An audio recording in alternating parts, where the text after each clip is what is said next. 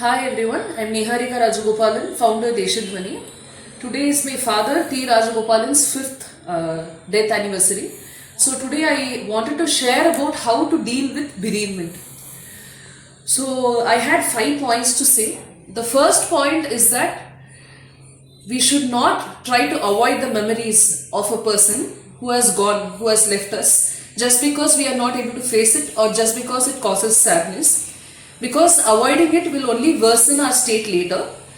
Even in positive psychiatry, the treatment for fear is to actually gradually face what we are afraid of. For example, if we are afraid of a snake, then we should gradually, according to our capacity, start seeing the pictures of a snake and then slowly start seeing the videos of a snake moving and then actually seeing a snake in a protected environment and watching a live snake moving around. Depending upon our capacity and how much we can stand, we need to gradually get over our fear like this. Similarly, to get over is the wrong word.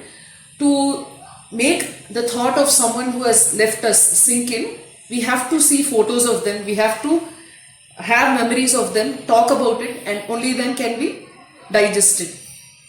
The second point is that the politics following someone's death is something that happens in every house. Unfortunately, we have to be alert at this point, and completing the legalities and the financial formalities is something we have to do despite what the society may come in.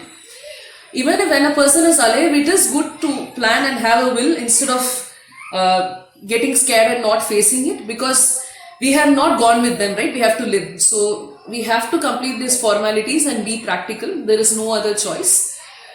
The third point is that when we are living with a person, we may shout in anger, we may have a lot of fights, but it's never good to hold any grudges and do something on purpose to hurt somebody, because this is what causes guilt when a person leaves us. So it's very important to consciously avoid this.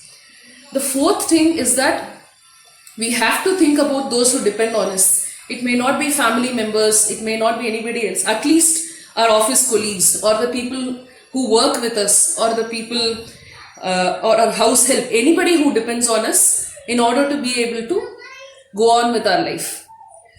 The last point is that death is inevitable. It is something that happens to everybody. It may be very difficult to digest when it happens to us. It is difficult. We have faced it, and we may take time alone to cry silently and to think of that person to live our life, the rest of our life. But only if we think that this is something that happens to everybody and not only to us can we go on with surviving.